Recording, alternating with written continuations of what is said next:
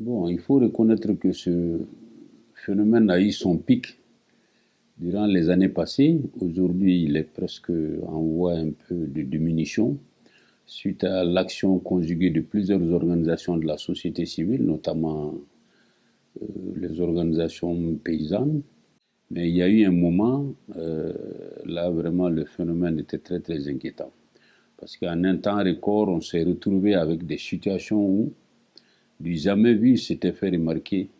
Il y a eu, je ne sais pas, des allocations, des attributions de milliers d'hectares, des dizaines de milliers d'hectares d'un coup, alors à plusieurs personnes en même temps. C'était en 2009. Il y a eu une conférence de presse qui a été faite par le PDG de l'Office du Niger de l'époque. Il s'appelait Kassoum Denon. Il a été ministre après. Et il a affirmé publiquement qu'il y a eu des attributions de près de 700 000 hectares en zone office du Niger. Alors, le tout pratiquement alors, à des firmes ou à des compagnies étrangères. Entre autres Malibia, entre autres les Chinois, entre autres le NEPAD. Il y a eu ensuite des Brésiliens, il y a eu des Sud-Africains, il y a eu des gens qui faisaient du sucre, il y avait un peu de tout. Et ça s'est fait vraiment en contradiction même du contrat-plan qui liait l'Office du Niger à l'État malien. Et ça s'est fait sans tenir compte du fait qu'on dépouillait plusieurs producteurs agricoles de plusieurs villages de leurs terres. Et le cas le plus emblématique, c'était le cas de Modibo Keïta. Là, un opérateur économique qui était un simple vendeur de céréales, qui est venu se retrouver comme ça, on ne sait même pas comment. Il dit qu'il veut faire de l'agriculture, de l'agro-business. Il est allé emprunter de l'argent dans les banques, notamment la BAD. Et il est venu solliciter des terres à l'Office du Niger. Ils lui ont alloué, en termes de bail, 20 000 hectares. Il est allé, et au lieu d'aller là où on lui a alloué, il dit qu'il n'aime pas là-bas. Il est allé choisir lui-même là où il veut, parce qu'il avait des complicités politiques. Donc il a choisi là où il veut, et il est venu s'installer sur les terres de près d'une trentaine de villages. Entre autres Sanamandougou, Saou et plusieurs villages. Et il a pris leurs terres, il s'est accaparé de leurs terres. Et quand ces populations ont tenté de se révolter, alors il a mis contre eux les services de sécurité et de justice et ils se sont retrouvés en prison. Donc voilà un cas que je cite entre autres, parmi plusieurs cas vraiment de phénomènes d'accaparement à grande échelle. Et lui, c'était même un privé malien. C'est pour vous dire que ce phénomène n'est pas uniquement international. Hein.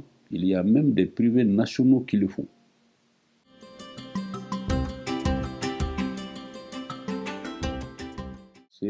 Effectivement, ces villages ont essayé de se défendre, mais ils ne savaient pas comment.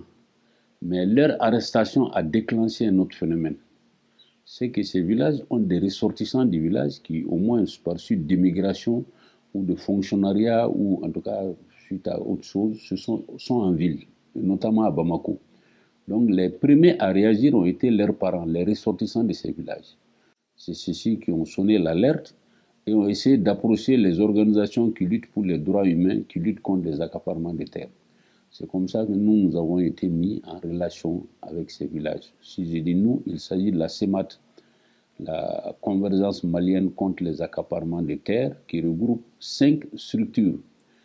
Et la CNOP Mali, la OPP, la CAD, l'UACDDDD, ainsi que la Ligue des jeunes juristes. Et voilà comment ils sont venus à nous. Et on s'est organisé parce que certains de ces villageois également se trouvaient dans des organisations paysannes qui étaient des démembrements de la OPP ou des démembrements de l'Union des associations et coopératives, l'UACD, qu'on appelait communément Union. Donc, c'est l'un dans l'autre, c'est ce qui a amené que ces organisations qui étaient déjà regroupées, alors se sont tous retrouvés interpellés et ont mis ensemble leurs forces pour essayer de trouver une solution. Je vous avoue que ça n'a pas été facile. Finalement, c'est arrivé, mais c'est après plusieurs années et après plusieurs drames. Parce qu'il y a eu des pertes en vie humaine. Il y a une dame qui a perdu sa grossesse là-dedans.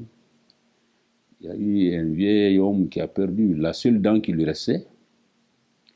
Bon, il y a eu plusieurs arrestations et plusieurs prisons.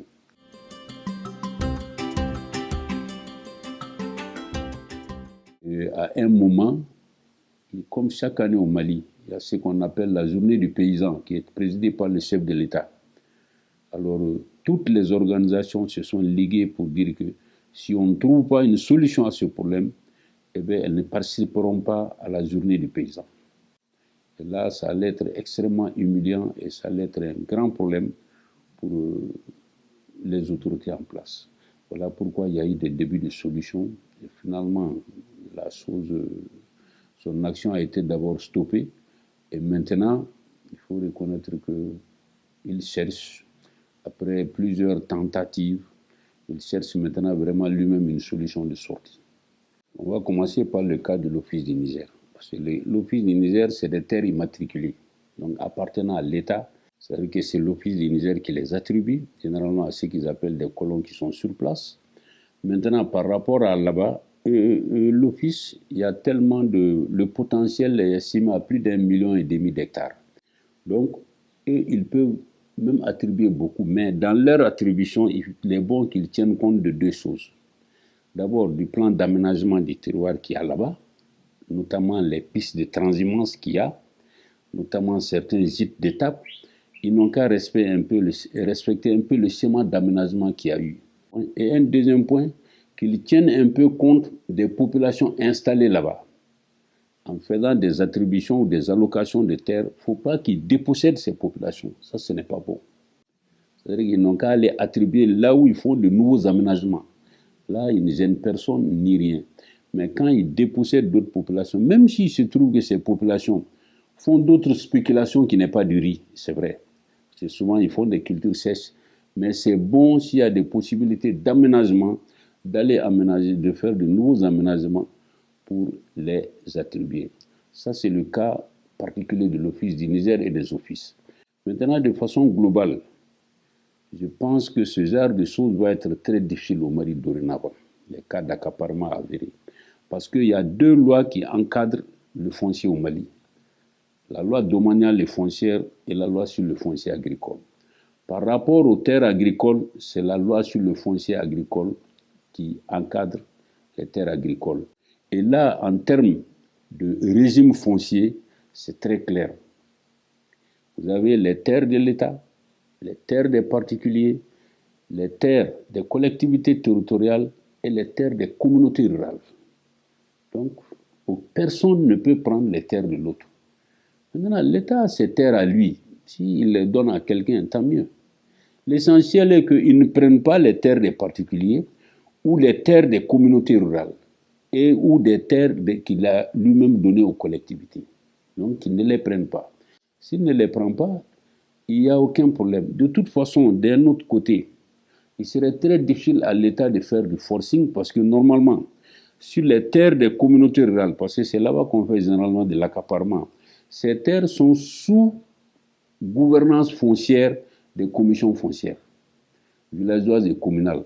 Et elles aussi sont encadrées par des textes de loi qui les régissent.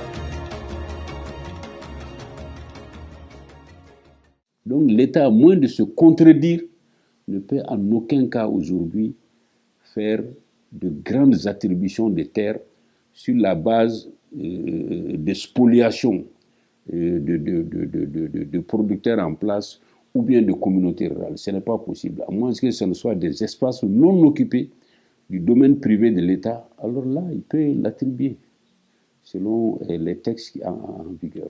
Sinon, aujourd'hui, accaparement de terres, c'est difficile parce que d'un autre côté, les organisations de la société civile veillent énormément à ça.